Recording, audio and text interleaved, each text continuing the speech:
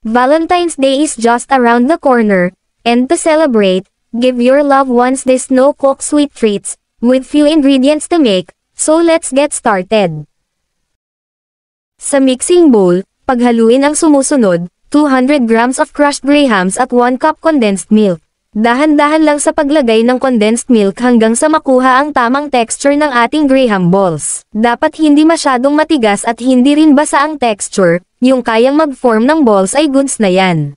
Kung gusto mo ang chocolate flavor, pwedeng gumamit ng Oreo biscuits tapos durugan mo lang. At kapag medyo sticky ng ating texture ay magdagdag ka lang ng crushed grahams nito. At ganun din ang gagawin kapag medyo matigas ang texture, magdagdag ng condensed milk.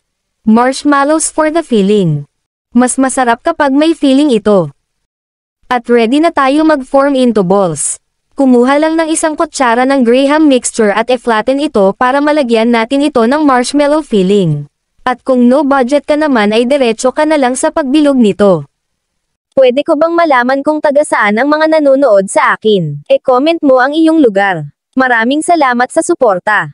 Pagkalagay ng filling ay bilugin ito ulit. Pagtapos ka na sa pagbilog ay i-decorate natin ito sa pag-coat nito sa mga makukulay na sprinkles. Kung wala ka namang sprinkles ay pwede mo rin ito i-coat sa powdered milk, powdered sugar, crushed grahams o di kaya sa Milo. Pwede mo rin ito pagkakakitaan ngayong papalapit na ang Valentine's Day. Mabenta ito sa mga mag-aaral, teacher, office mate o di kaya sa mag-BF or GF. At para maging presentable ang ating ginawang graham balls ay ilagay ito sa cupcake liner. Kung gagawin mo itong negosyo ay maaari mong doblehin or triplehin ang mga sangkap na nagamit ko, at ang estimated selling price nito ay mga nasa 15 to 20 pesos depende sa laki ng graham balls.